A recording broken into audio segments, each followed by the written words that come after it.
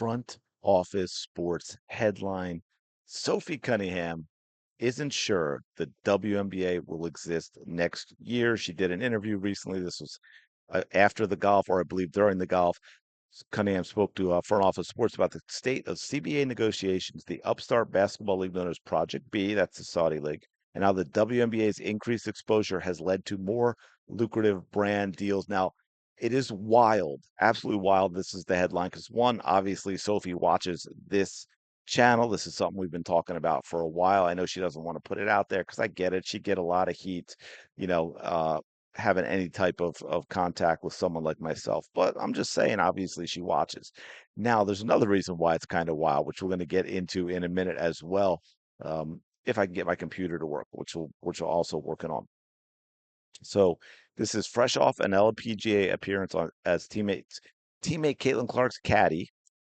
Caddy in this case is actually spelled I-E, not Y. Just saying, if you've got editors or whatever it is, you might want to get them on that so they understand the spelling difference between caddy as in a golf caddy, which is IE. Just saying. Anyway, uh,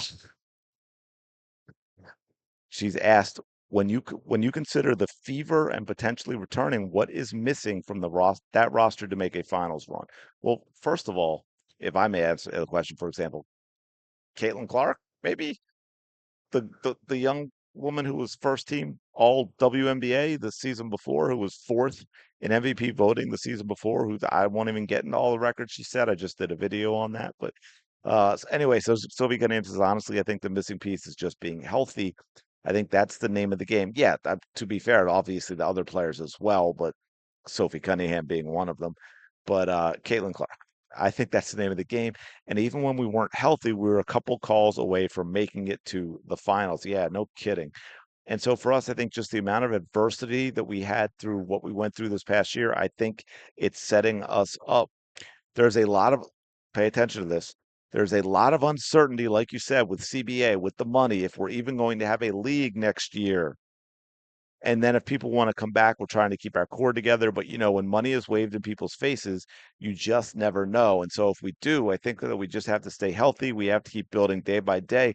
And I think we have a good shot. Now, I want to talk about a couple of things here. One, when she mentioned that about people wanting to come back and wanting to keep the core together, right? The players can want that. The coach can want that, the front office can want that, and it doesn't always work out that way. And I just put this out there. It's so important because I know if players leave, there's going to be a whole lot of, oh, we should have signed this person. And understand something. This is really important. And I get it. It sucks, the whole salary cap thing and this and that. But I can tell you, because this is where it happens the most, or it's the most devastating, is title winners.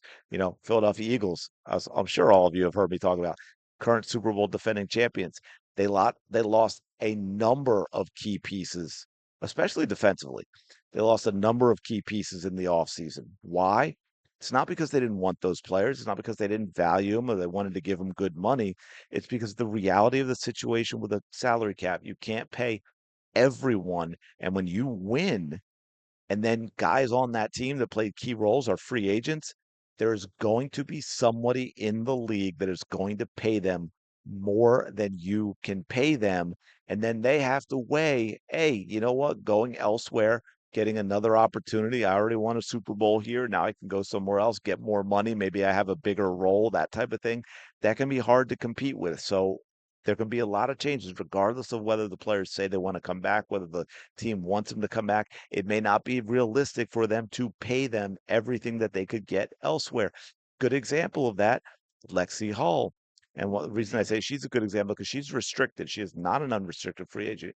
The Fever can match and bring her back. But if Lexi Hall goes out there and gets a big time offer, it may be one the Fever can't match. It's not that they don't want Lexi back. It's not that they don't want to pay Lexi more, but they can't pay her what someone else might be able to pay her. So it's going to be interesting to see all of that. And look, people talking about the things Sophie says about that make it sound like, oh, maybe she's leaving. They're not even in a situation right now where you can have these conversations with teams. Of course, she's not going to say, well, yeah, I'm coming back to the Fever. I want to come back. I don't want to play elsewhere because that she loses all leverage. If other teams hear that, they're not trying to get her to leave. They're not giving her a bigger contract that she might want. And then the Fever don't feel like they have to do much because Sophie said she's coming back. Now, the last thing I want to leave you with, and this is sort of that bombshell, and what I want to know, and hey, man, if you have contact, like I said, I don't know that she would want to talk to me, but I really would like to have this conversation with Sophie Cunningham because she brought this up. If you pay attention to this channel, you know I've been talking about this a lot about the danger of the league not even existing after 2026 if it does not get the deal done. Now, she says in the answer to a question, if we're even going to have a league next year. And the reason I bring this up, this pisses me off, which is why I was a little petty in pointing out the fact that they didn't spell caddy correctly. There's no follow-up. Sophie Cunningham just dropped an absolute bombshell in an interview. If we're even going to have a league next year. And the follow-up is, what are your feelings as far as the likelihood that you're back with the Fever next year? Not, holy crap, what the F do you mean? If we're even going to have a league next year. That is absolutely insane. Do you really believe that? What does that mean to you? Can you expand on that? Let's shift gears and make the interview. I want to deep dive into that. Do other players feel this way?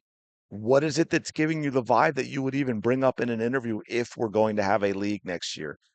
And nothing. There is no follow-up. The interview goes in a different direction. It's never talked about again. It just becomes something Sophie Cunningham said in the middle of a list in answering a previous question. And that is again the state of WNBA journalism. Sophie Cunningham, if you are watching this video, please get in contact with me. We have to have this conversation.